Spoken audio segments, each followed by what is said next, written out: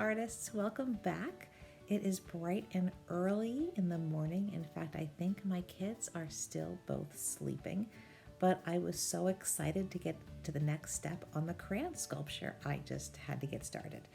So I have my materials ready and I'm ready to go. Before I move on to the paper mache part of my crayon, as I was looking at this overnight, I realized that this point's just a little bigger than I really want it to be. So I'm going to fix that right now.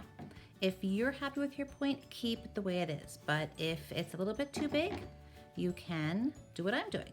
I'm going to snip the tip off. So now it's flat and looking a little more crayon-like now.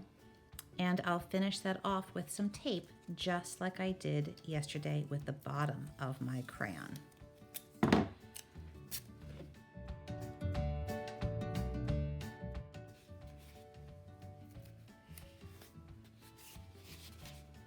There we go. I'm much happier with that now. Now I'm ready for the next step.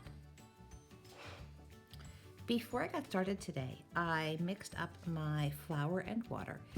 This is about half a cup of flour mixed with 1 cup of water. So 1 part flour to 2 parts water. Now this is not an exact measurement. I like mine a fairly thin consistency. It's almost like melted ice cream, I would say. That's about how thick I like mine to be. But if yours is a little bit thicker or a little bit thinner, it's really not a big deal. Now that I have that set, I am going to get my paper towels ready to go. So I just grabbed a few paper towels from upstairs and I went to start ripping them into small pieces. One thing you might have noticed before is if you rip paper towels in certain directions, you get these little snippets like this, and that's okay too. But if I flip it the other direction, I get nice long strips. I don't want strips too big for this project because it's pretty small, but overall, it's a little bit easier if I have bigger pieces and I can always rip them into smaller ones. Now I have a pile of paper towels ready and I'm ready to get started. I also have a placemat here just to keep my area a little bit neater, and I chose a piece of foil so that this does not stick to my placemat when I'm all finished. If I chose something like a piece of paper, this might stick in the end, and that wouldn't be a good thing. All right, my sleeves are up and I'm ready to go. I take a small piece of paper towel and I dip it into the flour and water mixture. I take my other fingers, almost like scissors, and I squeeze out some of that extra mixture. I don't want this to be very soggy because I don't want this to get super soggy. Now I simply wrap it around. Give it a nice rub to make sure it's nice and flat, and then I keep working.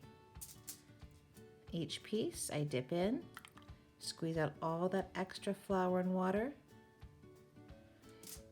And when you put the next piece over, you want to overlap or have it go partially over the last piece.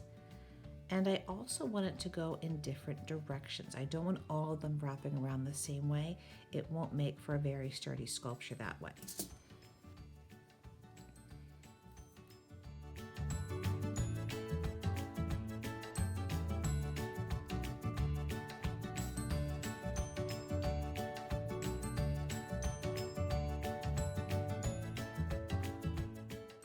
I think my crayon is looking pretty good right now.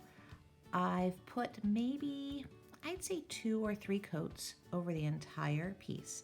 The more coats you put, the stronger it will be. Now I also don't want to put too much on or make it too soggy. As I'm squishing in the middle, I can feel that paper towel tube getting a little soft in the middle, so I need to be extra careful with it. So now it's time to let this dry. It will take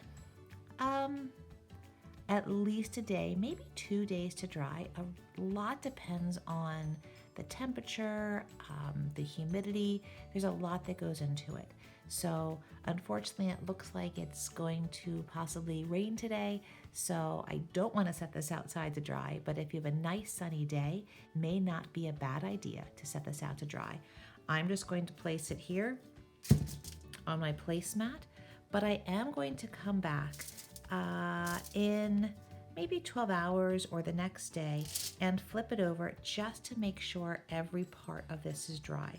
If I keep it set in this direction, the bottom isn't going to get any air and might not dry very quickly. So I'll check back in a little while and maybe spin it a few times, make sure all the different parts of my crayon are up off the table and have a chance to dry. And once it's completely dry, then I can come back and add some paint. Now, unfortunately, is the part I like the least, and that's the waiting part. We have to wait for the sculpture to dry, but as soon as it's ready, then I will come back and show you how we can paint your sculpture. So hopefully I will get to see you again really soon.